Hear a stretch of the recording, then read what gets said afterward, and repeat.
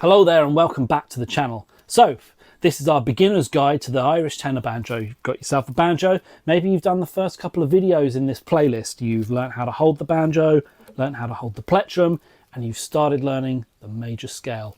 Exciting stuff. So what's next?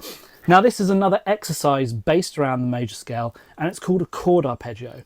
Now a chord arpeggio, for those who don't know, when you play a chord on a piano or guitar, it's made up of certain strong notes from the scale. It's the first note in the scale, the third note in the scale, and the fifth note in the scale. So in the case of G, you've got G for the first note, A, B is the third note, C natural, D is the fifth note. So G, B and D, those are the three notes of the scale that we're going to play, and they make up the chord arpeggio. It's quite simple.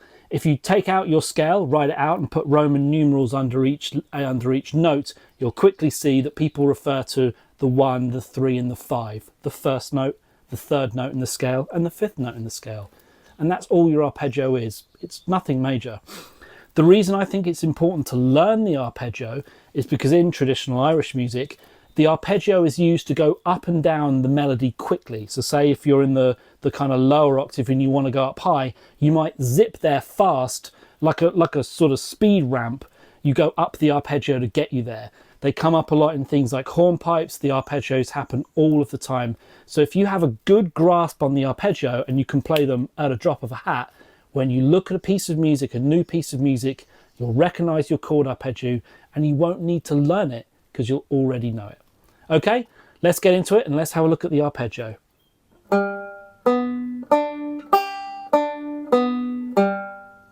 So we take the first note of the scale, skip the A and go straight to the third degree of the scale, which is B.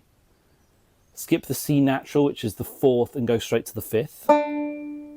Skip the sixth and the seventh and go straight to the G.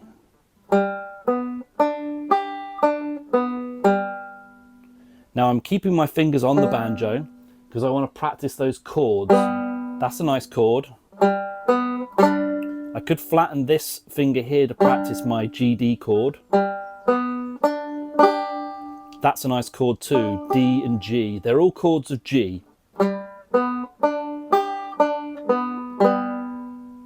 And just leaving those fingers on the fingerboard helps to give me those quick chords. It's so much more work lifting your fingers off the fingerboard. You're making work for yourself. Just leave them there.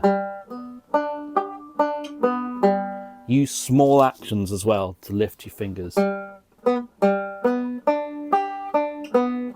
be economical. Don't move them until you need to move them. Don't do this. See how much work I'm making for myself? So much simpler. So you've got your G, your B, your D, your G. Going back down, G, D, B, G. Nice and easy. Okay, great. So that's all there is to the G major chord arpeggio. Just keep practicing it. Set yourself up. You're here, you've got your plectrum, your grip. You know what you're doing. You've played your G major scale. You've said the notes out loud as you go along. Do the same for the arpeggio. That's what it should sound like. So what are the notes? G, B, D, G, D, B, G. Just keep practicing it. Keep practicing. Keep going over and over and over again. So when you pick up the banjo, practice holding it correctly. Practice with the plectrum correctly. Play your major scale once, twice, 3 times. Say the notes out loud as you play them. Then run through your chord arpeggio 1, 2 or 3 times. When you've done that, you're ready to move on to the next exercise. And once you've done a couple of these exercises, you start playing your first piece. And I promise you, everything will be a lot easier using these techniques. Okay, like the video if you like the video. Please subscribe to the channel for more videos like this one. And if there's anything you'd like to see us cover in the channel, just pop a comment below. Thanks, all the best.